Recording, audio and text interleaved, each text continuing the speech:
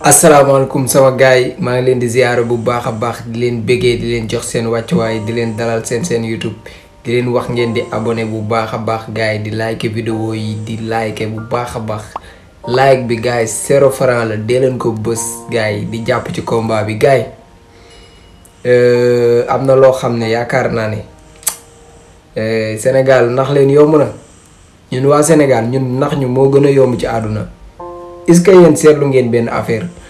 lu jiitu waxu Mollah Morgun bi nga xam ne depuis fan yi yëpp ñaari fan yi moom la ñu coow lu ko jiitu am na benn wax bu garaaw boo xam ne moom moo fi déclenché woon mu di TER bii nga xam ne moom la ñuy yéeg di dem Dakar jëm ñaajo ngeen xam ne moomuñu ko na leer seen bopp am na ñoo xam ne xam nañ ko te loolu coow loolu dafa déclenché taj Mollah Morgun déclenché léegi gars yi daal di fàtte waxu Mollah Morgun fàtte waxu TER bi commencé nekk ci Mollah Morgun bari na ñoo xam ne tey dañoo war a xam lan moo xew ci TER bi te ba léegi nii jotuñoo am temps pour leeral ko ndaxte coow li daal déclenché rek moo laa déclenché automatiquement fay coow léegi est-ce que yéen seetlu ngeen loolu. Toujours là, si on revient au train lui-même, il ressemble beaucoup au TER que nous connaissons ici en France. J'imagine que c'est pas un hasard. Absolument Maya, vous avez raison, il faut dire que tout le projet de TER ici au Sénégal a été réalisé à 95% on va dire par des sociétés françaises depuis la conception jusqu'à la mise en œuvre. Et d'ailleurs la société de TER sénégalais est détenue à 100% par la SNCF. Et puisque vous me parlez des trains, et oui vous avez raison, ils ont un air un peu familier, ils ont d'ailleurs été fabriqués en Alsace par la société Alstom. Il s'agit d'ailleurs de la toute dernière génération de trains. Ils sont même plus récents, plus perfectionnés que ceux qui circulent en France sur le réseau TER. C'est donc le top du Made in France. Et le projet, dans son ensemble ici, a coûté plus d'1 milliard d'euros. lii nag mooy jël coow fayee ko coow maanaam affaire bee warul nekk loo xam dafa war a jëm kaw parce que tellement dafa garaaw ñun ñu ngi yëg ci TER bi di dem ak a ñëw suñu gouvernement gëmloo na ñun ñoo moom TER bi ndekati TER bi ñun bët bi ñuy xoolee Auchan di ko xoolee Total moom lañ war a xoolee TER bi ñun nag ñu yaakaar ne TER bi suñ moomeel la ñuy gëmloo ne ñun ñoo moom TER bi ñu naan TER bi guddi TER bi bëccëg TER bi suba TER bi ngoon léegi nag TER baa ngi nii TER bi yow mi ciy yéeg di dem Diamniadio di paas xamal ne yaa ngi fay waa France donte ne ñun yàgg nañoo liggéey di verser France mais bii dafa bokk ci yi nga xam ne société France 100% la sa fukki dërëm bi ciy dem France moo koy fay France nga koy fay na leer suñu bopp te ñun waxuñu ñu woon lii dañ ñëw ñoon TER bi ñun ñoo ko moom wala bu ci France dee am ay pourcentage la ci am ndekete yow France ñoo moom TER bi à 100%. léegi nag dem nañ ba ñoom français yi ñoom ñoo taxaw di vilipender état bu Sénégal di wax ne ñoom ñoo moom TER bi. beneen bi ci topp mooy gis ngeen seen député yi nga xam ne ñoo nekk assemblée nationale France laa wax ñu ngi commencé di dal ci kaw Macky Sall di dal ci kaw état Sénégal di dal ci kaw nit ñuy gouverner suñu réew mi te loolu yëpp boo leen xoolee daaw ñu ko def yooyu yëpp ay signe la nag boroom xam-xam yaa ngi ciy waxtaan mais li ma leen bëgg a xamal mooy ngeen xam ne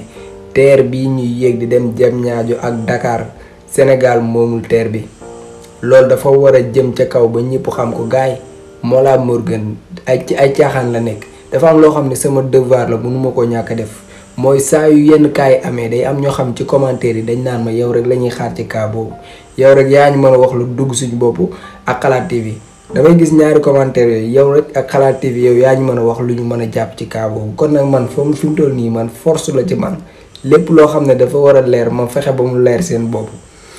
loolu sama devoir la mais sama devoir mooy fi mu toll nii mooy ngeen xam ne TER bii ñu yéeg di dem Dakar Diamniadio moomuñu ko. directeur TER bi sax du sénégalais pour muy leer seen bopp pour muy leer beneen bi gën a dee mooy TER bi bu paanee sax mécanicien yi koy réparer duñ ay sénégalais ay français la ñuy jël ñu ñoo defar ko ñun TER bi daal nañ ko xoolee bët bi ñuy xoolee Total bët bi ñuy xoolee Auchan nañ ko xoolee te nag dama leen di avertir ci benn mbir li may wax nii du waxu TER bi mais gis ngeen dossier Ousmane Sonko Mame Mbaye Niang gaa yu bari da ngeen koo xeeb mais fii lu ma leen fi mas a wax takk ngeen ko téere te sama waxu tey bi takk leen ko téere man maa leen ko wax fii def leen attention bu baax yéen a ngi xeeb benn affaire boo xam ni gars yi ñu ngi ci lal deal yu garaaw gars yi di dossier boobu yéen a ngi koy xeeb mais bu leen ko xeeb mukk parce que gars yi fi mu toll nii ñu ngi mën na ñu jógee asamaan di wadd di daan di ñëw fépp fu ñu mën a jafandu dañ fay jafandu bu leen xeeb dossier Mame Mbaye Niang bi focus bi ni mu nekkee 2024 noonu la war a doone lépp lu jaar ci 2024 ci mois yi janvier février mars avril ba décembre ba janvier 2024 da leen focus chaque jour mais boo leen xeebee benn affaire bu ndaw affaire boobu la gars yi di exploiter donte xam nañ ni Sonko ku ko songu sànku ku weddi laajal Mollah Morgun mais def leen attention ci li ma leen wax dossier Mame Mbaye Niang Ousmane Sonko bu leen ko xeeb boo leen ko xeebee rek man ngeen a gis man ngeen ne sawaay waxoon nañ ko de man li may gis nii ak di ko dégg non loolu neexuma te dalul sama xel quoi en tout cas foofu laa ci mën a yamagum en attendant parce que maa ngi dégg quoi maa ngi dégg man nag samay wax jalu muus la booy sulu rek di gis comme ni ma leen ko waxee ma fàttaliwaat leen ko TER bi Sénégal moomu ko TER bi ñuy yéeg di dem Diamniadio di ñëw Sénégal moomu ko foofu laa mënoon a yem di leen wax ngeen like vidéo yi kontaan naa ci yéen. Mame Mbaye Niang veut piéger Sonko. 29 milliards, c'est le montant qu'il lui réclame. Le 2 février approche à grands pas et M. Niang va même jusqu'à dire à Ousmane Sonko que si jamais ce dernier lui rapporte un rapport prouvant qu'il a été épinglé lors du Prodac, il ira lui-même s'en rendre aux autorités compétentes. Sauf que c'est un piège. Ce genre de document doit être signé.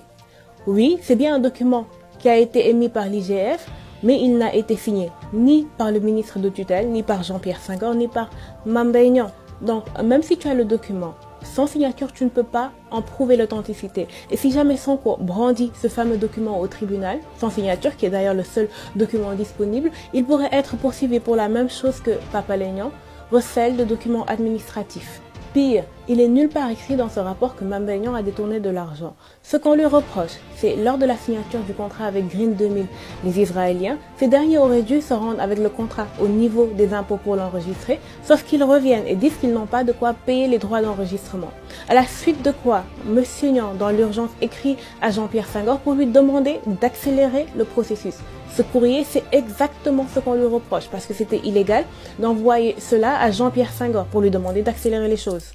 On lui reproche également d'avoir mis en rapport Maïmouna Faye et le Prodac où elle a gagné un marché de gré à gré d'à peu près 63 millions de francs CFA. Donc, ce que risque Ousmane Sonko, c'est une condamnation pour diffamation, qui est un délit, ce qui ne peut pas l'empêcher d'être candidat, puisque le code électoral dit que c'est une condamnation pour crime ou pour un délit dont la condamnation est susceptible à une peine de plus de 5 ans, qui peut t'empêcher d'être candidat. Or, la diffamation n'est pas susceptible à une peine de plus que 5 ans. Donc, même si condamnation il y a, ses chances de participer à l'élection présidentielle ne sont compromises en rien.